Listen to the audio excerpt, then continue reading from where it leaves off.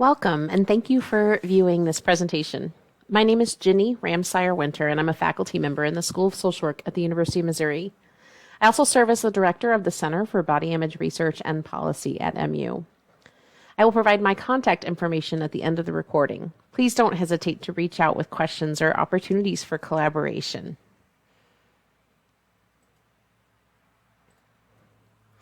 I'm going to start with a brief overview of why body image matters and therefore why it's important to prioritize raising our children with a positive body image. From there, I will give you a brief overview of 10 concrete tips for doing just that. I'll end with my contact information and a list of folks for you to follow on social media, as well as a couple of other resources. So why does body image matter? At the Center for Body Image Research and Policy, we conduct a lot of research on how body image relates to health. I'm going to mention just a bit of this research to highlight why body image matters. So in regards to physical health, research suggests that better body image is related to being more likely to eat mindfully and intuitively. So for example, eating when you're hungry, stopping when you're full, eating foods you enjoy, as well as exercising for joy and because it feels good. Better body image is also related to being less likely to avoid healthcare to avoid being weighed, regardless of body size. Related to mental health, better body image is related to having lower depression and anxiety symptoms and being less likely to develop an eating disorder. Body image is also related to sexual health, in that better body image is related to engaging in safer sex practices, better communication with your partner about desires and boundaries. And in that line, it's also related to better relationship quality and communication. So moving into the tips, the first tip is to focus on what your body and mind can do. Take a minute to answer these questions for yourself. What are some of the amazing things your body and mind can do? What are some of the things you like to do with your body? Feel free to pause the video while you think of your answers. Have you thought about your bodies and minds this way before? Most of us haven't. This is not what society teaches us to do. Society teaches us to be critical of everything and only focus on our appearance. My thighs are too big, my lips too thin, my hair too curly, my breasts too small, my penis too small. It's important that we make comments to the children in our lives about utility, not aesthetics. So think about some of the organic ways you can bring this up with your children. You can easily do this when they're being active. For example, I love that your legs are strong enough to allow you to ride your bike. But you can also do this when they're not active. For instance, when they're playing Minecraft, I love the way your brain thinks so creatively. Again, focusing on utility instead of aesthetics or appearance. Tip 2, limit social media. Social media is a part of most of our lives, and for most of our children, it's inevitable. Many children are on social media at a very young age. How old were your children when they first watched a YouTube video, for example? We know that social media usage can have a negative effect on body image for our children and for ourselves, so it's important we approach this with intention in a couple of ways. First is to limit social media use. This is probably the most intuitive way to address this. Second, follow body positive folks on social media for yourself. Discuss these posts with your children. Ask them to follow some of these people. Discuss the importance of following people with diverse body types and filling each other's feed with positive body image messages, or just positive or neutral body messages. I'm going to provide a list of folks you can follow on social media at the end of this presentation. Tip number 3, fat is not the F word. When we use the word fat negatively around children, we perpetuate the idea that fat is bad and thin is good, or that fat is unhealthy and thin is unhealthy. I'm sure we all know someone living in a thin body who is very unhealthy. We probably know somebody who's living in a fat body who is healthy. When children have the idea that fat is bad and thin is good, they will engage in behaviors to avoid being fat. While on the surface that may sound like a good thing to you, it can be incredibly harmful for children and young people. These behaviors can lead them to not getting the nutrition their bodies need as they grow and develop. These behaviors can also lead to disordered eating and eating disorders.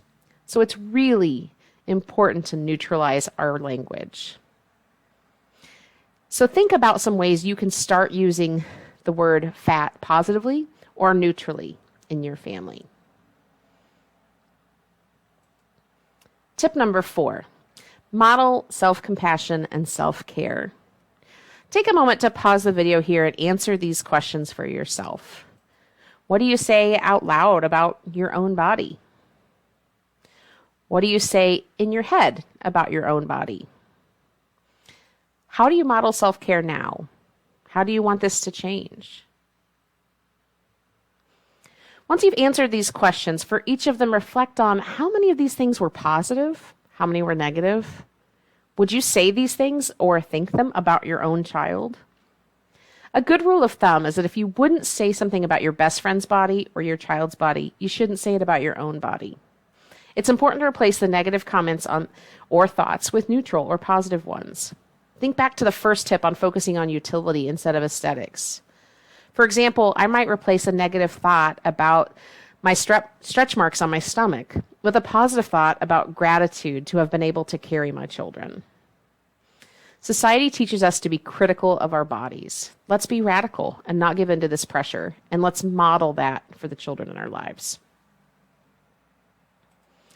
Tip number 5, banish diet culture. Banishing diet culture is the first of the 10 principles of intuitive eating. If you haven't checked out intuitive eating resources, I suggest you do so. Some things we know about diet culture. Dieting is unhealthy and it's unsuccessful. 95 to 97% of those who lose weight on diets gain it back and then some.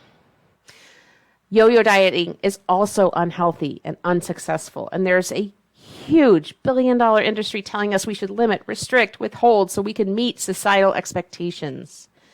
One of the ways we counter some of this in our household is by talking about calories in terms of energy. We need calories because they give us energy. Don't talk about burning calories or limiting calories. Teenagers and even younger are skipping meals and restricting certain types of food. Again, this can lead to disordered eating and eating disorders, among other negative health and mental health outcomes. Think about this. When we count calories, what do? We focus on food. All of our energy goes toward our next calories, our next food. When we restrict foods or food groups, what happens? We want them more, right? So banishing diet culture is a really important and also difficult thing to do. I think it's important, again, to recognize that billion-dollar industry telling us that we should do this and counter that in our own families. Tip number 6, practice and model mindful eating. Again, when we say foods are healthy versus unhealthy, we are assigning moral value to foods. When you cut a food group out, like I just said, or limit it, children and adults will crave it more. And this is when children are more likely to sneak foods, which can lead to disordered eating. What we say in our family is all foods fit. Cake is not bad. Broccoli is not good. Eat them both. All foods fit, and we need a variety of foods to help our bodies. Foods are not deserved or undeserved. So you don't deserve cake because you exercised. Cake's just cake. Eat it if that's what your body tells you desire. Use all of your senses to enjoy your food. So one thing we found helpful in our family is to put your fork or spoon down in between each bite so you can really enjoy it. Feel the texture in your mouth. Taste it. Have discussions about this at the dinner table. And speaking of the dinner table, eat together. We've published some research at the Center for Body Image Research and Policy that suggests that when we eat family meals, youth are less likely to have negative body image. Honor your hunger cues. Listen to your body. Practice this. Model this for your children. Talk about it with your children. Tip number 7, set body talk boundaries for your family. It's important to think about the boundaries around body talk you have in your family. The quote here is what we say in our family. We don't talk about other people's bodies. Whatever boundaries you have, be consistent and repeat them anytime body talk comes up. We even do this with our children's friends when they're in our home. If they make a comment about someone's body, we tell them, in our family, we don't talk about other people's bodies. Another reason this is important is that body talk can reinforce harmful ideas about gender. By avoiding body talk, we can avoid these negative consequences as well. Tip number 8, focus on intuitive movement. What type of movement do you and your children enjoy? Like truly enjoy? Is it running through the sprinklers like this child in their first picture on the left, jumping on the trampoline, riding bikes together? Is it yoga? What is it that you enjoy? What brings you joy? Here are some things you can consider. Do a quick body scan. Recognize what your body needs. Avoid rigid structure and all or nothing thinking.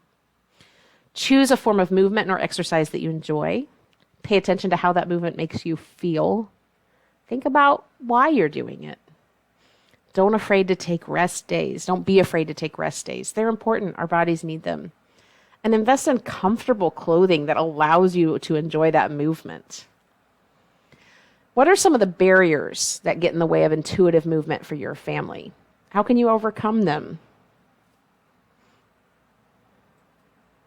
Tip number 9, be mindful about your compliments. It really is okay to compliment children's appearance, but when you can, do it in a way that focuses on inner traits. For example, I like how you paired the patterns in your pants with a fun flowery shirt. How creative. This reminds me of that first slide where we talked about moving toward utility and away from aesthetics. This image depicts some of the personality traits we can focus on. But think about your children in terms of their personality traits. What are some of the things you love the most about them? Compliment them on those. And finally, tip number 10, teach your child to be a critical observer. Our children beginning at a very young age are bombarded with images like these. Images that sell a certain appearance to our children. Images that influence a Puritan comparison with others. Images that tell our children there is a right and a wrong body. Images that, when not critically viewed, can be quite harmful. We don't show children images of average body sizes and shapes because they're not represented in the media. We certainly don't show them images like the one on the top here of Lizzo, of people living in large bodies.